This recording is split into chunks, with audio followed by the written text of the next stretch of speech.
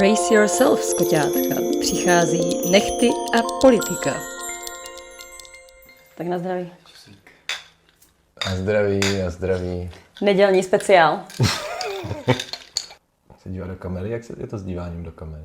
Někdy jo, jako v The Office. Můžeš do ní občas smrknout. Tohle je druhý díl podcastu. V minulém podcastu byla senátorka Adéla Šípová a dneska je tady Petr Bittner. Ahoj, děkuji. Sit down. Petr Bittner, jinak taky samozvaný filozof a lokální celebrita a mimo jiné součást dua bratří Bittnerů, kteří mají slavný a téměř mainstreamový podcast Škrty. Je to tak. Ahoj. Jsem první muž podcastu Nechty a politika. První muž, ano.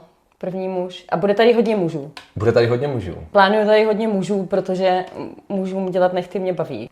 My jsme si říkali, že jsme bavit i o tématech, ale já nevím, kterým začneme. I témata. Ano. My jsme chtěli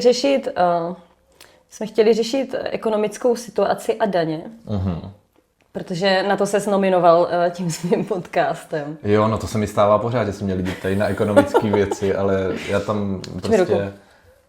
Jsme takový jako zábavný duo. A kdybych to přirovnal, já to přirovnávám k duu Dvořák Bohdalová a já jsem v tom duu Bohdalová. To znamená, že já jsem jakoby ten... Ty jsi vtipný prvek. Ekonomicky, jo, takový trošku dam.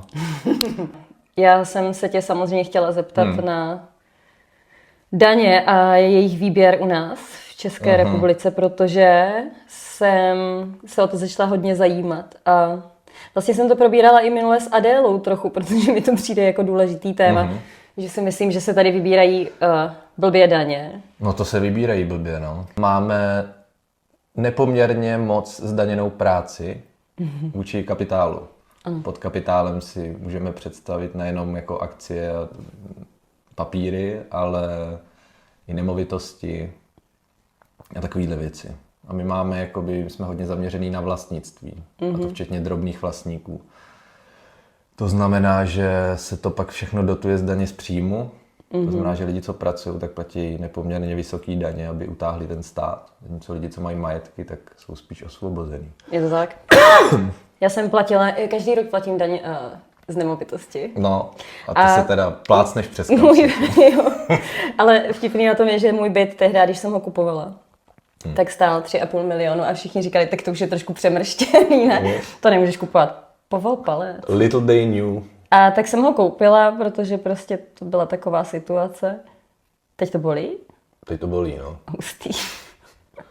Paleček. Dobře. A on teďka podle mě má hodnotu tak 7,5. No a ta daň se vyvinula jak, kterou z toho platíš? Podle mě platím furt stejnou daň a je to něco přes 1000. Já platím víc, protože to vždycky nezaplatím, protože já to zapomenu. Když platíš penále. A pak platím penále. Protože máš ADHD. Ano. Ale zároveň prostě si tím zvyšuju tu daň z nemovitosti. To je to, čemu říkáš daň z ADHD. To já platím taky skoro. Za internet bych normálně platil 170 korun, ale vždycky na to zapomenu a platím plus 40 třeba. No, tak to dělám já z daní z nemovitosti. A myslím si, že to je jakoby ideově správně z mojí strany, ale není to úplně systémový řešení. Není to systémový řešení. Jo, ty se teď už sama penalizuješ, aby s tím nesouhlasíš ideologicky, aby splatila prostě aspoň trochu něco navíc. Je to tak. Já si totiž myslím, já že by se daň z toho, že nemám nemovitost. A ty to si říká nájem. A to je dost fatální daň. Ta je vyšší než ta moje teda. Obrovská. Možná si měl koupit nemovitost. Měl, protože kdybych býval věděl, kdybych se v 90. Když ti bylo 10. Ano, kdybych se v 90. letech prostě nestrácel čas učením psaní a počítání a místo toho bych si koupil nemovitost, tak... Bys byl za vodou. Bych byl za vodou. Ale kdybychom chtěli ještě něco vědět o daních, tak bych mohl zavolat bráchovi. Tvůj slavný bratr. Ano, on tomu rozumí. Mít hosta navíc. Okay. Tak ať řekne, jak spraví daně. Jak spraví daně? Jo. A má na to 30 vteřin. Jo. Jdu mu volat. Poslední brácha. A reproduktor. Tak já dám k mikrofonu.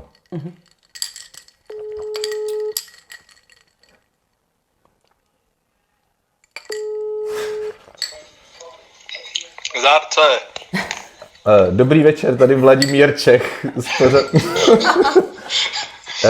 Volám z podcastu, z natáčení podcastu Nechty a politika. Znáš podcast Nechty a politika? Jsem host, jo?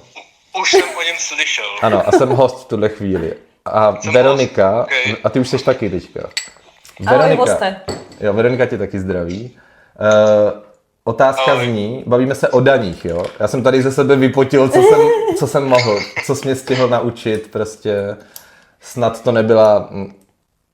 nebylo špatně, ale teďka zní otázka, jak bych spravil daně v Česku. Ne, jak bys pravidelně. No a jelikož já nevím, tak ta otázka míří na tebe.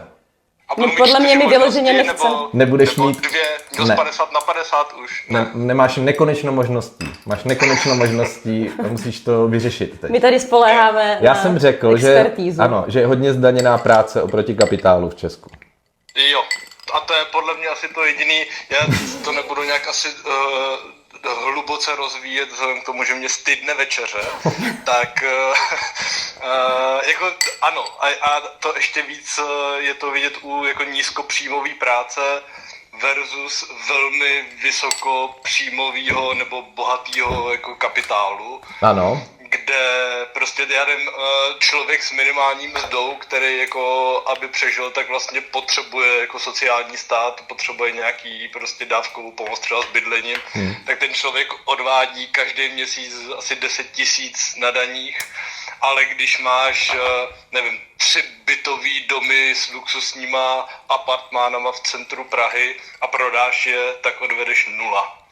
A to je podle mě jakoby základní rozpor, který dělá z Česka daňový ráj pro vysoce majetný a bohatý lidi, který zároveň tím, že oni jakoby nežijou z příjmu, tak si můžou přizpůsobovat to svoje fungování tomu, aby vlastně danili méně než třeba průměrný zaměstnanec. A to není normální v Evropě a to si myslím, že by se mělo změnit. OK, stačí ti to, Veroniko? Takže jsme měli pravdu. Takže jsme vlastně měli pravdu a vystřihneme tě. V podstatě jsme tě nepotřebovali, bylo to úplná ztráta času, která se tady rozpitval prostě. Tak já se vám omlouvám. Děkujeme. Omluv se všem posluchačům a posluchačkám prostě za tenhle vstup. Pošlu to i písemně. Jo, tak já to tam potom přidám někde. Tak jo, tak děkujem, tak můžeš k večeři. Ahoj. Užijte zbytek. Ano, ahoj. Jo, teďka bude pauza mimochodem, teďka musím. Teďka bude, Ježíši Kriste, co to je do prdele? Jsi říkal, že se lekneš. No tady to místo, to je prostě, to je citlivé místo. Dobře, ale já ti s ním nic nedělám. Dobře.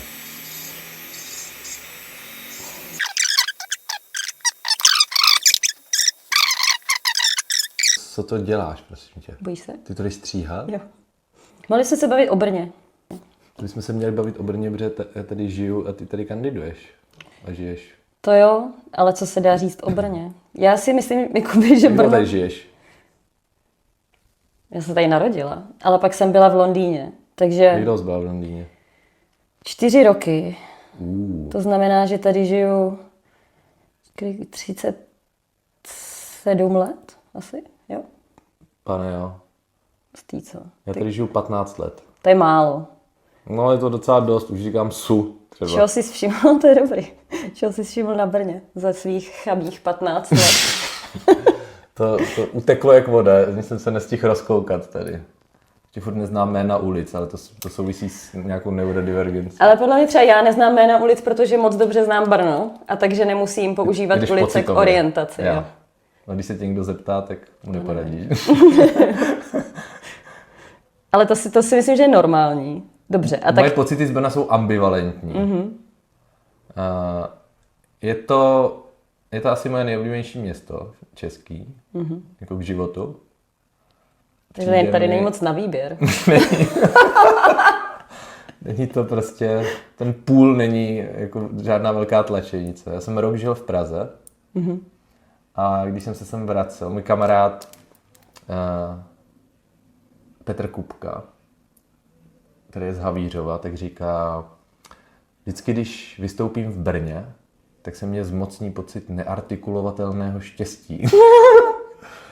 Tak to mám z Brna tenhle pocit taky. Jako mám nějaký typ, je to nějaký typ klidu. Myslím si, že to město má velký potenciál, jakože jednak poměr cena výkon, jednak poměr A to už nevím, jestli platí tohle. Platí, to pořád platí. Poměr pestrost, kvalita versus velikost, tak je takový jako ideální pro mě. To si taky myslím. Protože jsou tady expati, jsou tady univerzity, ale zároveň to prostě není jak Praha. To znamená, že tady není, že člověk nevnímá tu turistiku tak enormně. To centrum je furt tvoje ve skutečnosti. To centrum je vlastně furt použitelný nějak.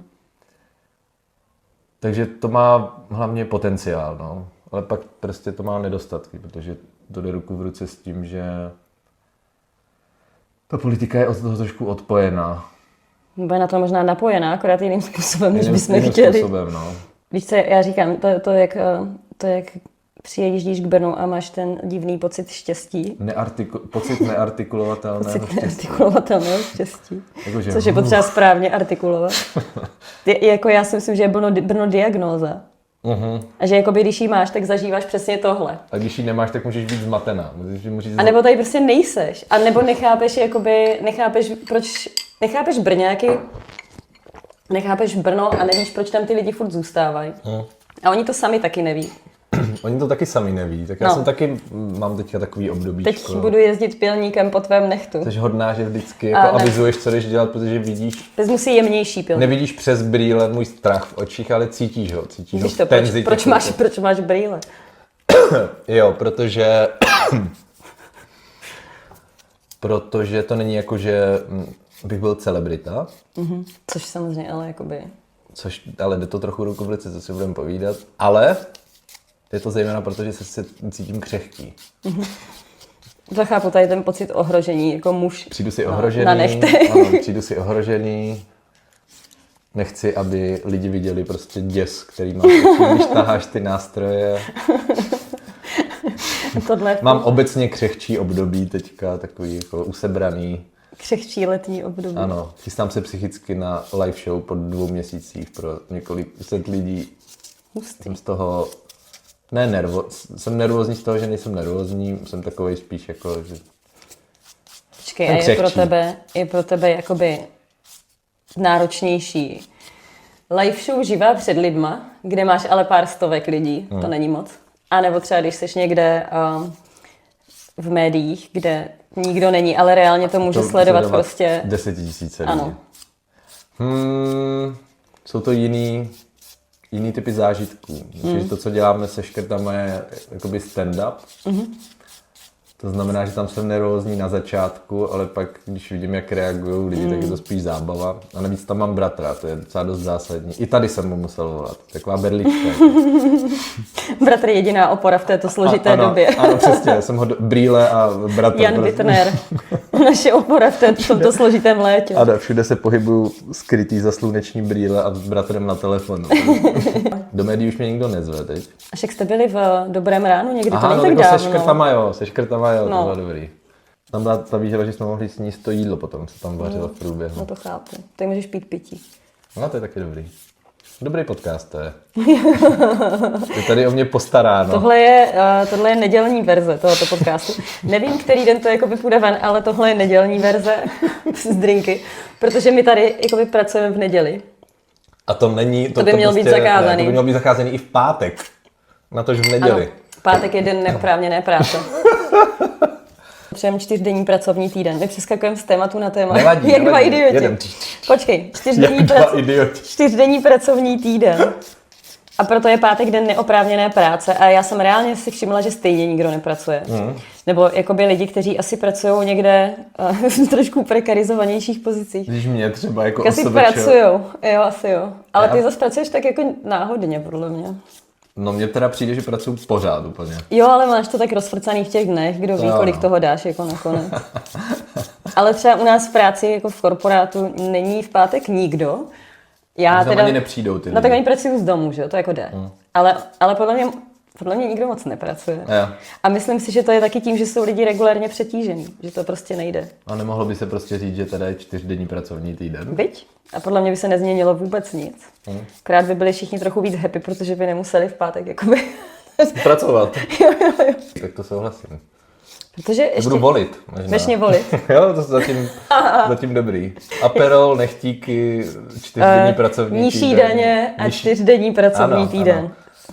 Vyšší zdanění nemovitostí. Já si myslím, že mě nebudou volit vlastně jenom extrémně bohatý lidi a těch teďka v Brně už tolik není.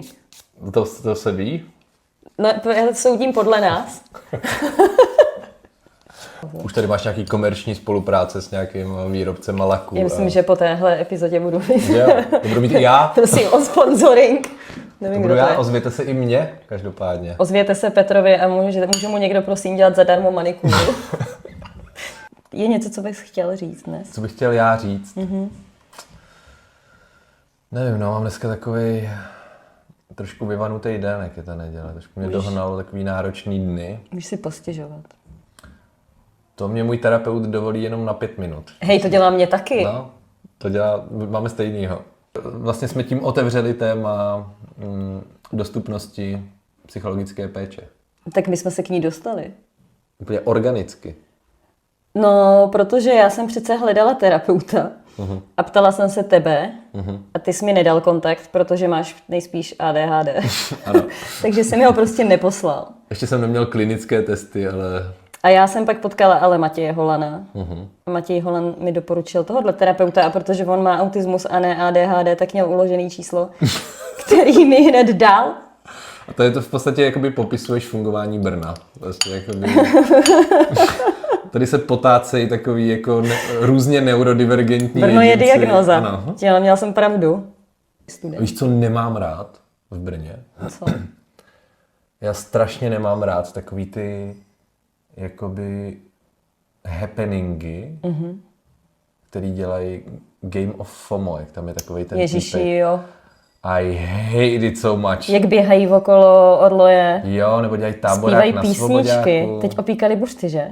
10 000 lajků a všichni píšou, no jo, to je prostě typický Brno, to my Jsou máme Pražáci. rádi. Přesně.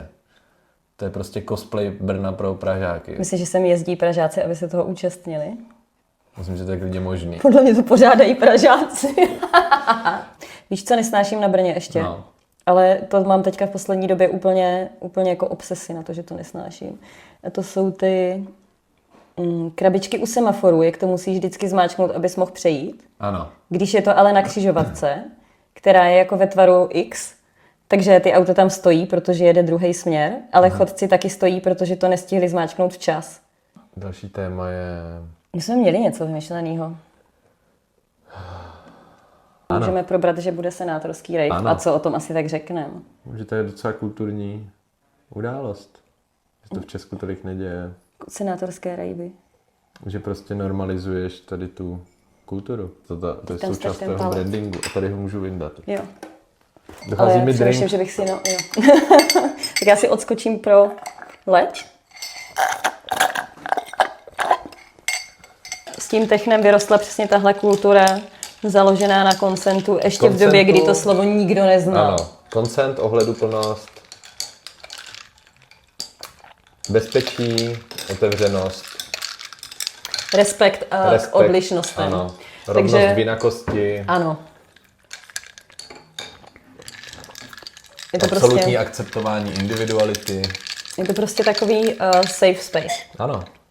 Senátorský rejv nebude v noci. Senátorský rejv nebude v noci. Bude jenom částečně v noci. Bude Do senátorský půlnoci. rejv. Bude senátorský rejv, co je to za datum? Bude senátorský rejv 28.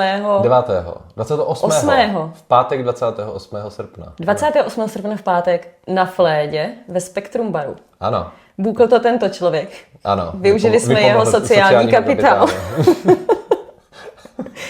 A bude to rave normálně s DJs, ale Od 17 hodin. bude to už od 5 a bude to friendly i pro děti. Bude tam spousta dětí. Na dvorečku budeme mít nějaký tvoření a pár prostě zábavných hraček a tak dále, aby tam prostě mohli být rodiče s dětma. Ale bude to prostě zároveň i až do večera a Ano. bude to prostě rave. Bude tam několik DJs, bude fungovat bar. Bude fungovat opravdový bar Bude se s tam alkoholem. felit, ano, i s alkoholem. Bude se tam felit, tancovat Ano, a povídat. a povídat. A řešit politiku. Asi tak Zjevně. zhruba stejně, jako ji řešíme my tady prostě na nechtech. Protože my jsme, tady to je v podstatě jakoby normalizace toho, že politika je součástí všeho. Tak samozřejmě. A že to může být prostě takový nevnucující. Jakože prostě děláš nechty a piješ Aperol Spritz. Ano, to je v klidu. A prostě politika. A jedeš politiku. A tak ona je stejně všude. Přijďte Kdo na se, o ní senátorský nezajímá, rejv. kdo se o ní nezajímá, tak se ona bude zajímat o něj. Prostě. A to je stejně jako politický akt, ale ty lidi si to jako vlastně neuvědomují. Ale když se o ní nezajímáš, tak to je způsob, jak ovlivňuješ politiku. Ano, přesně. Prostě být centrista v době fašismu. Takže centristi to nevyřeší. Ale Petr Ludvík říkal, Co říkal, že všechny extrémy jsou špatně a že vlastně naopak jako levicoví lidi to nevyřeší, protože levice je jakoby, když jsi na tom extrémním konci, což podle něho je jako všechno, co není střed, Jo. tak jsi jako součástí problému, že jo? No a To jsme my. má prostě Petr Ludvík nějaký kritérium, jak vystopovat, když se ten střed prostě posouvá a on zůstává prostě sedět na svých prostě Podle mě on si... demagogických postojích prostě. To bych řekla, že je tak jeho strategie, že Když se se všechno drží... tak jakoby hrnek fašismu a on pořád sedí na té jedné židli. Ta se posouvá takhle. A dívá se podezřívavě na levici, jestli náhodou se nechystají prostě vyvlastňovat velký vlastníky bytů, aby to prostě Děcka tudy mane. tady to, aby to zastavil. Už tady jednou bylo. To ne, já myslím, že on tak jako, on se podle mě drží toho slova primárně. Že se mu to líbí. Jo. No. A podle mě to je hodně velký, nebo tohle je častý problém jakoby liberálů. Že když seš takovej ten liberál, který vlastně by chtěl relativně pokračovat v tom, jak to je, akorát vylepšit takový ty neblahý... Myslíš jako konec světa rozvratem klimatu, nástup globální fašismu. nástup fašismu v podstatě ve všech zemích. Ano, to by oni rádi podle mě jakoby vyřešili, ale zároveň nechcou moc sahat do toho statu quo a jsou taky jako hodní lidi, Jo. si myslím. A myslíš, že věří pořád jakoby v ten status quo? Myslím... Já mám pocit, že když je Petr Macinka ministr zahraničí, třeba když se vezmeme Česko, tak já prostě nevím už, co je status quo. Ale oni to považují za anomálii, podle mě. A ještě podle mě ti řeknou, že tyhle A vědí třeba, extrémní že lidi... SPD No to je podle mě taky anomálie. Já nevím, co si říkají. Jakože ta vláda je složená z Andreje Babiše, motoristů a SPD. Ano, pak je tam ODS. To je jako solidní... ODS v opozici. To jakoby je solidní anomálie, no. No hele, nevím. Já nevím, jak se s tím vypořádají, já to nechápu. Protože oni stejně potom vždycky někde vylezou a řeknou, musíme prostě bojovat za záchranu demokracie tím, že budeme středoví. Ale já si myslím, že já vím, co to je. To je totiž ten myšlenkový proces, podle mě je. My musíme oslovit co největší procento populace. A jako aby jsme to dokázali, tak nemůžeme být nikde na kraji, že jo? To jako ta myšlenka je vlastně svým způsobem jako logická, když to tak vezmeš. Jo. Akorát bohužel se ukazuje, že úplně nefunguje. Ne? Ale jako dává to určitý smysl, si myslím. Já si myslím, že tady ty snahy o catch-all nějaký už jsou jakože that ship has sailed. Jakože catch-all strany nakonec stejně budou strany, které nemají žádný jakoby hodnotový zábrany. To budou strany jako hnutí ANO. No jasně. To budou strany, které se v Americe dokážou spojit s digitálníma gigantama. Ty budou catch-all čistě technicky. Protože na to budou mít prostředky a nástroje. To jo. To tady ale, no tak Babiš má. No. Já si Ale myslím, nevím, že bychom jako... spíš měli hledat jakoby cestu, jak prostě otevřít dialog mezi lidmi, kteří jsou normální, kteří můžou mít... Pro mě catch-all, moje představa catch-all nějakého smysluplného je, že ty lidi můžou mít, já chápu, že to může fungovat, i když budou mít různý názory na nějaké věci, ale ta krize je tak hluboká, tak komplexní a vlastně se týká celého toho systému, že mi přijde, že to spoustu lidí ve skutečnosti sdílí. Jo. A já bych se chtěl bavit o tomhle. Teď to tam strašně musím dělat zvlášť. Že tady to tam strkám. Jo. No, to asi Tady jsou hrozby, které nás jakoby spojují v tom osudu. To jsou. Je to klima třeba. Ale mně to přijde vlastně, že je jako... Nechci hejtovat pravici. Nechci hejtovat pravici, ale... Ale, že oni nemají řešení. Protože... No nemají. Oni ho jakoby, ale oni ho nemůžou mít. Že oni z principu nemůžou mít v současné situaci.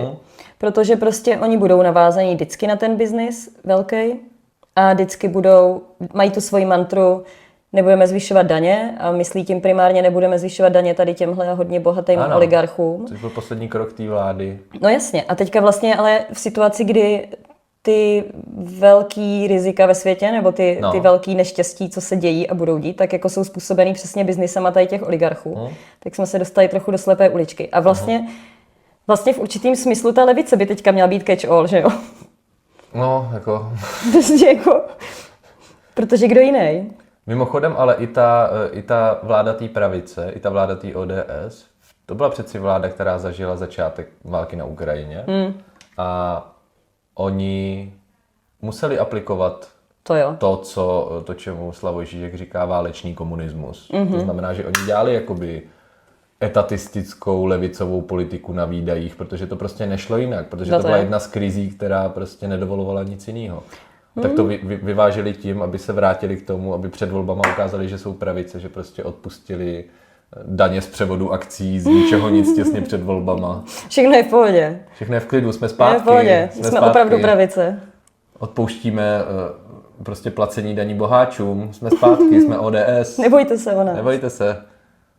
Ty jo, ostatní si utáhnou opasky, bohatí lidi si neutáhnou opasky, ODS is back.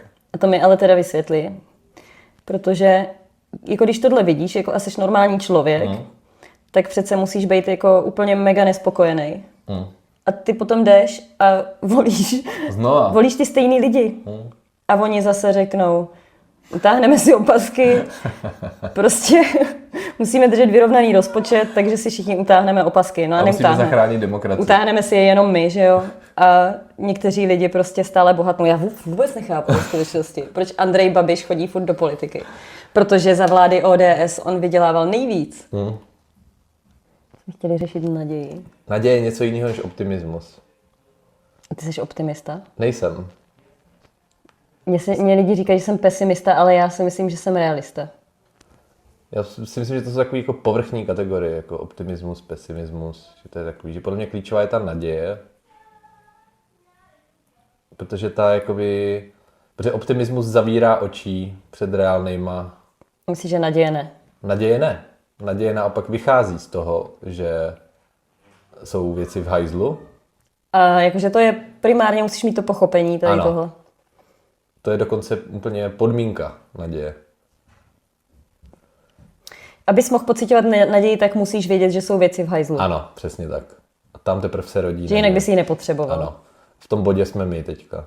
To znamená, že to, co přinášíme, to, co přinášíš ty do politiky, i když prostě to nedáváš dostatečně najevo, tak v skutečnosti neseš naději. Já nesu nositelka. Jsi nositelka naděje proti svojí vůli. Je to tak. Já v tom, co dělám, nesu naději úplně vědomně. Ty jsi ale takový pozitivnější, asi, viď? Ale ne optimistický. Absolutně nejsem optimista, ale nesu naději. Ty neseš naději v čem? Jako, co je ta naděje? Jakože jak ji aktivně přinášíš? Já jako student díla Ernesta Laclaua, autora teorie levicového populismu, jsem usoudil, teďka už můžem, že mám to tam dát, si jistá.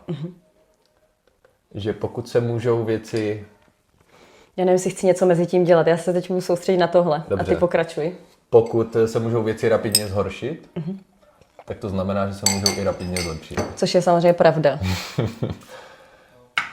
Takže teď posunuli jsme se do fáze podcastu, kdy budeme říkat jenom pravdy. Zatímco dosud jsme jenom teoretizovali, teďka už to budou... To byly bláboli. Ano, teďka už to budou jenom pravdy. Připravte se na pravdy. Tak, dej mi to sem. Teď se ukáže pravda. Ano. Ježiši, to je stresující. Ale ta červená pod tím je taková uschlá, to nevadí? No to je proto, že je tím matným a to potom já to zalekuju všechno tím lesklým a ona zase vykoukne. Aha, takže to teďka tím zlatým pokryješ takhle úplně počkej. polácky. Vezmu čistou houbičku. Jo, už to vidím, už to chápu. Teorie je taková, že se to nachytá jenom na to lesklé. Vidíš?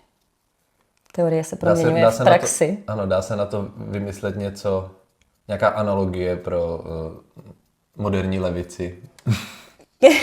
Potřebujeme shiny things. Look, a shiny thing. To pak se to všechno se to nalepí jenom na to lesklé. Teď to vlastně zatavím pod ten... Wow. Pod ten lesklý top coat. Yes.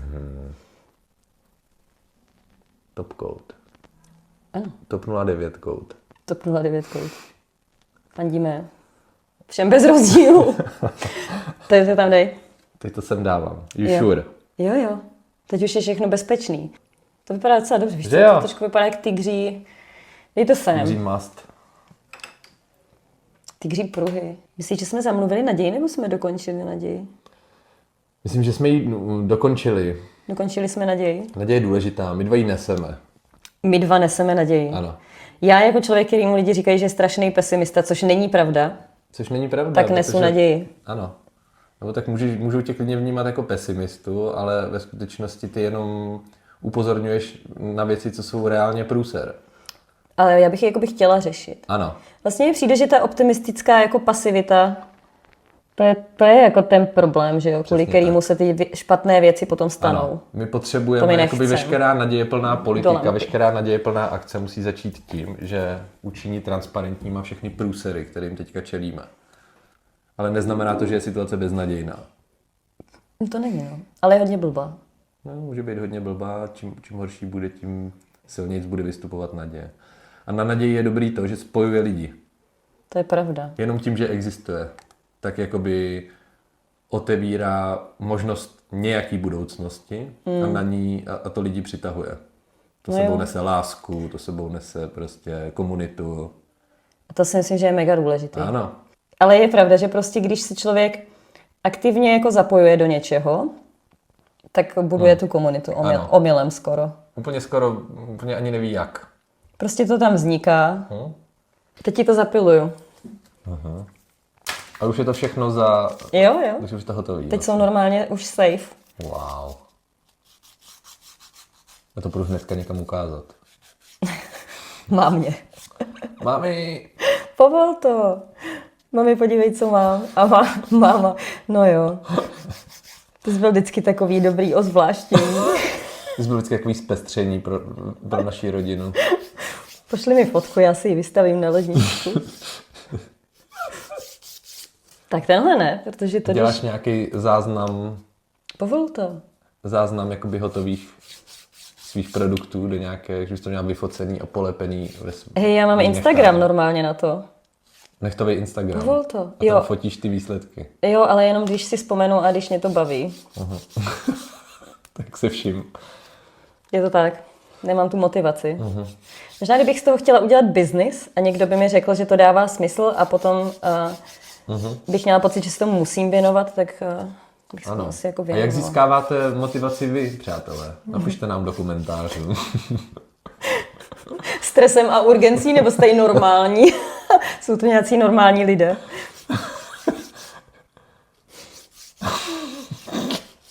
Jako zatím, co mi lidi psali, že se na to podívali a líbilo se jim to, tak byli moji neurodivergentní přátelé.